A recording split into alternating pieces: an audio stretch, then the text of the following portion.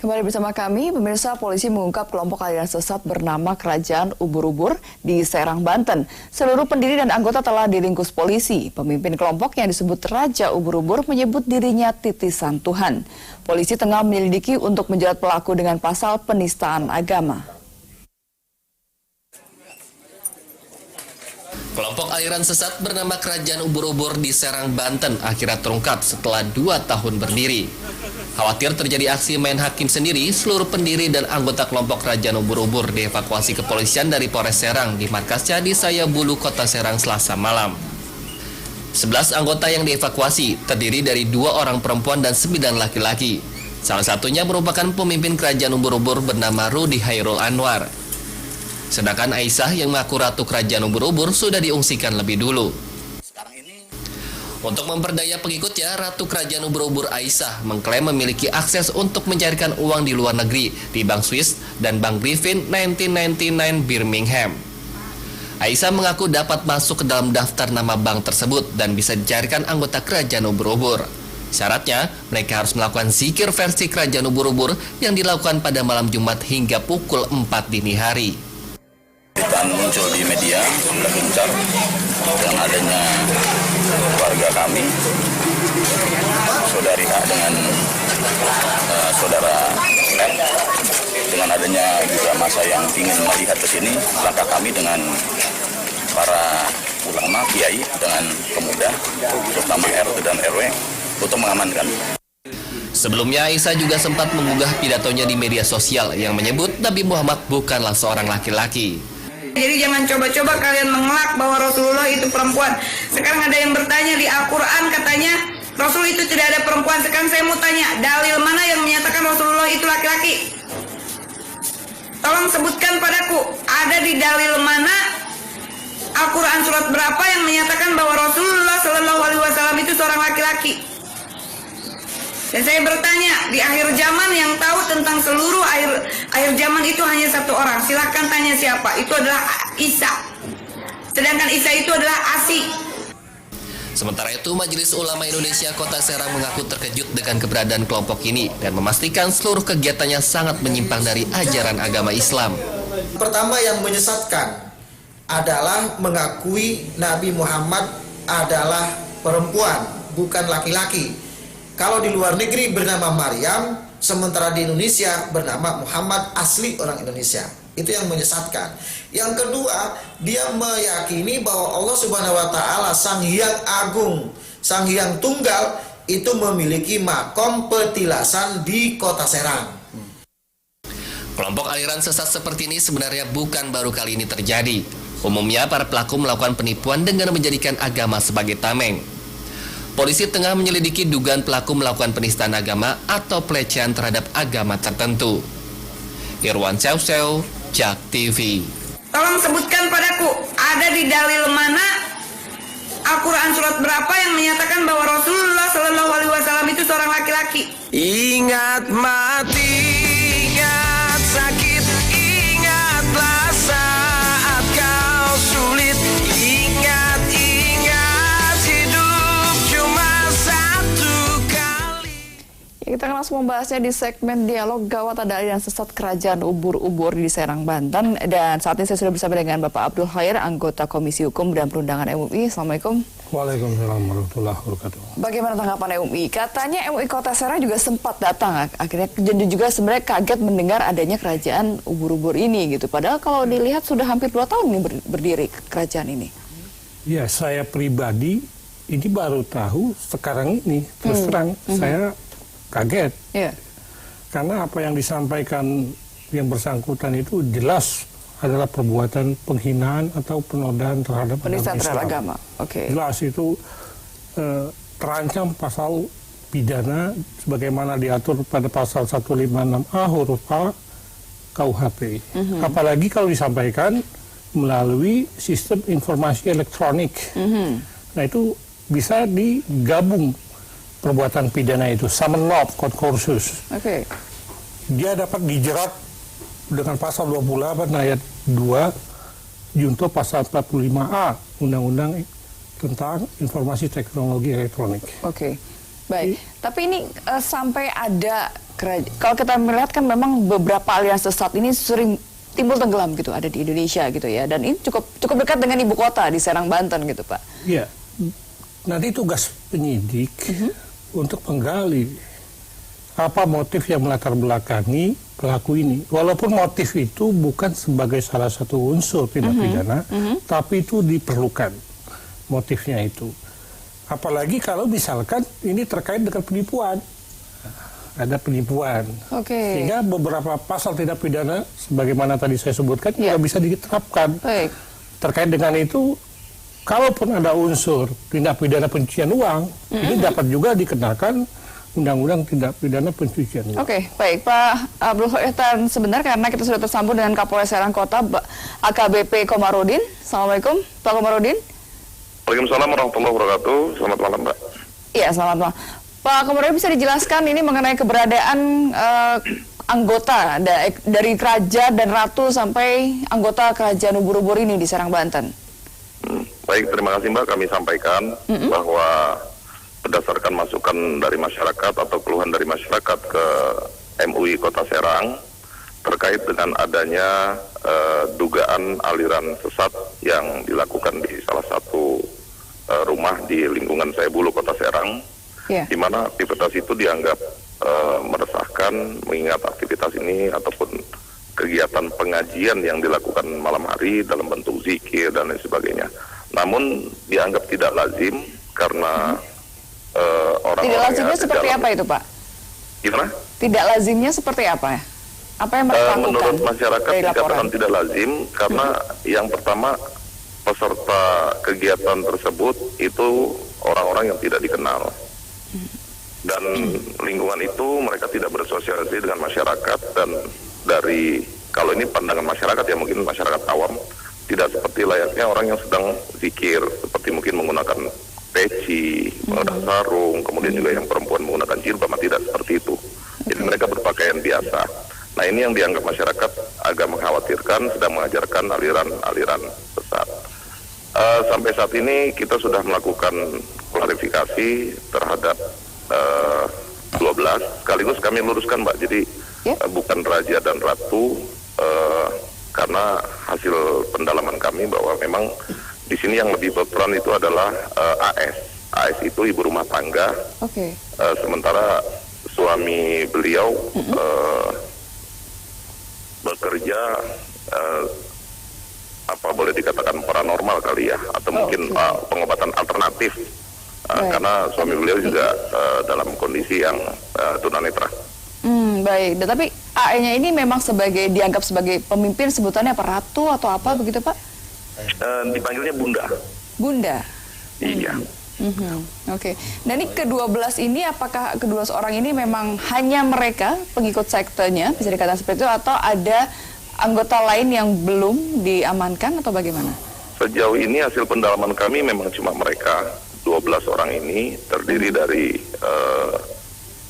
AS, Ibu AS, dan juga Bapak RC, ya Bapak RC, dan ditambah 10 orang yang memang mereka bukan dari masyarakat Kota Serang. Mereka datang dari berbagai daerah, dominasi Jawa Tengah dan Jawa Timur. Oke, baik. Pasal apa yang bisa dikenakan kepada mereka ini, Pak? Sejauh ini kami masih terus mendalami unsur-unsur pasal mana yang bisa menjerat mereka. Sementara untuk pasal 156 KUHP tentang penodaan agama, tentunya hal ini kami harus juga berkoordinasi dengan Majelis Ulama Indonesia terkait dengan apakah yang mereka lakukan terindikasi masuk ke dalam ranah penistaan agama atau tidak. Dari hasil pendalaman kami, beberapa orang yang sudah kami periksa, memang arah kepada penistaan agama dari kelompok ini sangat-sangat tipis, hampir tidak ada sama sekali. Yang memang cenderung itu saat ini adalah viralnya video yang dilakukan oleh Bunda ini AS ini dengan beberapa statement, kemudian juga ungkapan-ungkapan yang memang nyerempet ke arah sana. Ini yang sedang dikaji oleh MUI Kota Serang. Oke, artinya untuk sementara Undang-Undang ITE gitu ya, akan dijerat oleh Undang-Undang ITE? Mungkin seperti itu, Mbak. Untuk sementara ini ya. Oke, baik. Pak AKBP Komarudin, terima kasih telah bergabung bersama kami. Dan saya kembali ke Ya. Pak Abdul Khair, tanggapannya. Ya, kalau menurut saya sebagai akademisi dan ahli hukum pidana, ini ada dua tindak pidana yang dilanggar oleh pelaku ini. Pertama itu adalah penodaan agama. Penodaan agama itu menunjuk kepada pasal 156A huruf A KUHP.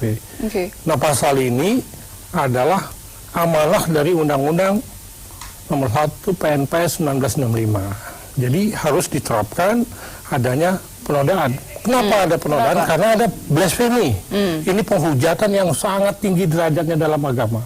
Ditujukan kepada Allah, Tuhan. Gitu. Iya, dan utusan, Itu iya. sangat signifikan. Kedua adalah terhadap Nabi Muhammad. Apa ya dibenarkan menurut syariat orang yang menyamakan Allah dengan makhluk. Iya. Berarti kalau Allah itu ada makamnya, ada kuburannya, berarti Allah mengalami kematian. Oke. Nabi Muhammad perempuan. Ka'bah itu bukan kiblat tapi tempat pemujaan. Kalau menurut dalil, orang siapa saja yang mengatakan seperti itu, dia telah murtad.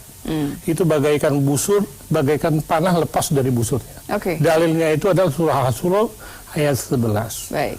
Laisa kamitslihi syai'un. Jelas itu. Allah itu berbeda dengan makhluk. Apabila dipersamakan, maka orang itu murtad. Dalam delik pasal 156A huruf A, ini delik biasa. Bukan delik aduan, kepada orang itu langsung bisa diterapkan ketentuan pasal tersebut. Kalau dikaitkan dengan pasal 28 ayat 2 junto pasal 45A Undang-Undang ITE, itu ada permusuhan kebencian terhadap agama atau pemuka agama. Itu pendapat dikenakan sehingga berlakulah konkursus. Jadi pasal ini dapat digabungkan sehingga ada pemberatan bagi Oke, kita pelaku. melihat nanti bagaimana seperti apa penyelidikan. Tapi Iya. kita juga akan lanjutkan kembali perbincangannya. Kami akan kembali usai pariwara, tetaplah bersama kami.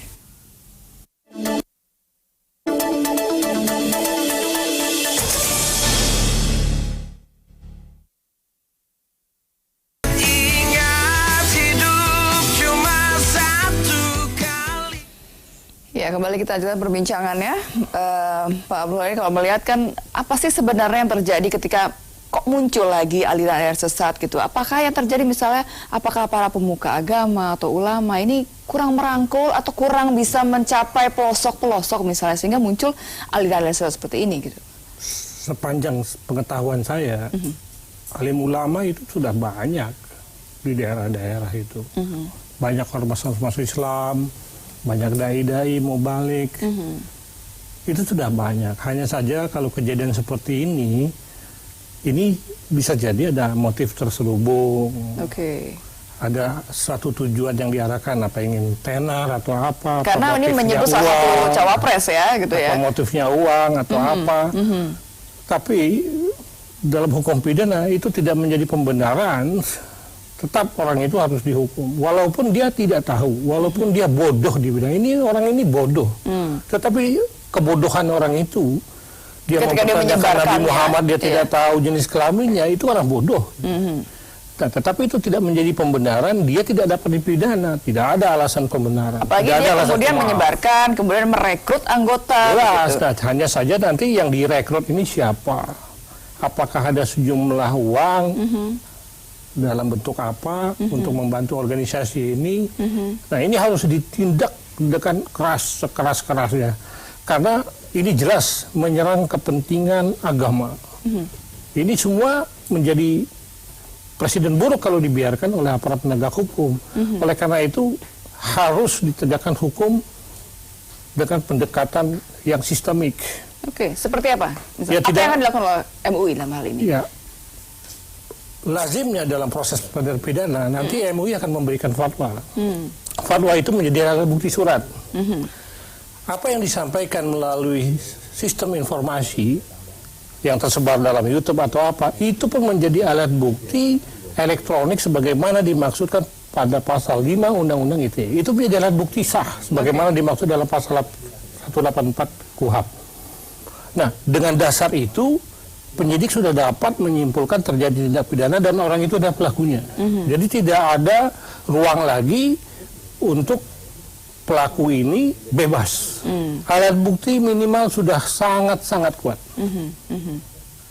viralnya video dapat diaksesnya itu menjadi alat bukti. Nanti fatwa MUI itu menjadi alat bukti. Yang menyaksikan banyak. Iya. Ya termasuk saya ini menyaksikan. Iya.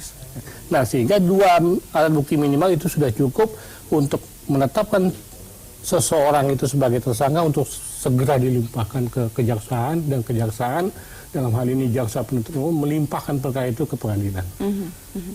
Ini jelas kejahatan yang sangat berat, takarannya lebih berat daripada kejahatan penodaan terhadap agama, karena yang diserang itu adalah Allah dan Rasulnya. Iya. Iya.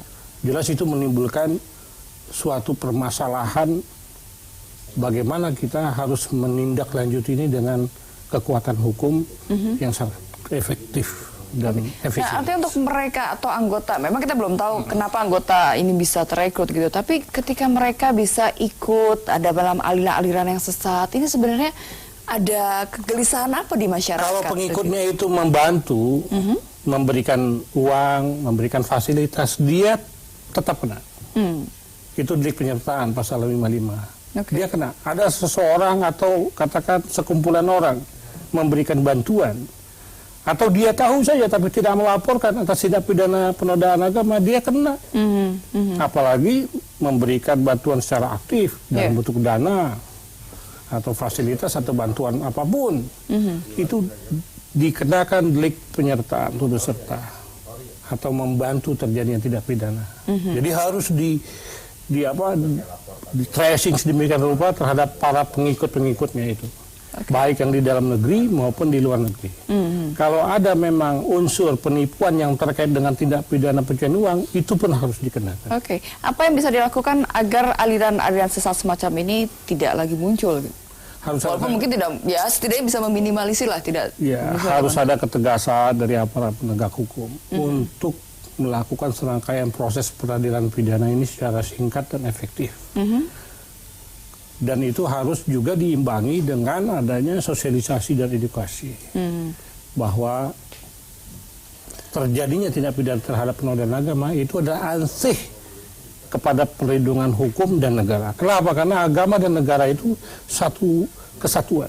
Apabila kepentingan agama itu diserang, maka kepentingan negara juga mengalami ancaman. Baik. Karena pengaturan penodaan agama ini dimasukkan dalam bab ketertiban umum.